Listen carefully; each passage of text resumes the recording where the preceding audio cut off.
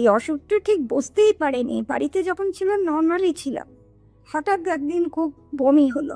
মানে সারাদিনই প্রায় মাথা ঘুরছে, শুয়ে আছি। এরকম করতে করতে তারপরে ডাক্তার দেখলেন, ডাক্তার বললেন না, হসপিটালাইজ করা উচিত।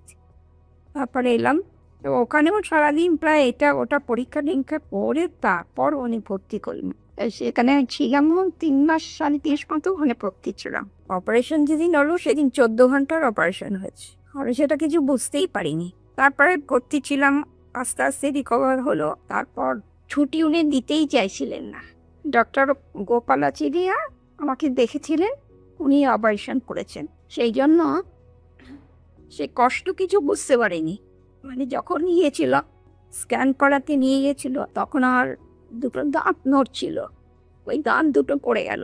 এমনি কোনো অসুবিধা কি অজ্ঞান করে করেছেন, 14 ঘন্টা অপারেশন হয়েছে, আমি কিছু বুঝতেই পারিনি। তারপরে কিছুদিন ছিলাম, পুজোর 2 দিন আগে রিলিজ হয়েছে আমার, তখন বাড়িতে রয়েছে। 1 বছর পরে আমি মণিপাল, সল্টলেক মণিপালে দেখাতে এলাম। ডক্টর আমাকে দেখে বললেন যে আপনার কি অসুবিধা? আমি বললাম আমার কোনো অসুবিধে নেই, আমাকে কোনো মেডিসিনও খেতে হয় না, আমি ভালো আছি। আমার নাম পূর্ণবেশ রায়, আমি ছায়া রায়ের হাজবেন্ড। থাকি আমরা বালিতে, নিয়ে একটু বেলুনমঠ। আজ 1 বছর হলো ওনাকে নিয়ে ডক্টর গোপালাচারিয়ার কাছে এসেছিলাম চেক আপের জন্যে। এখন অপারেশনের পর থেকে ভালো আছে, মানে কোনো রকম প্রবলেম কিছু নেই।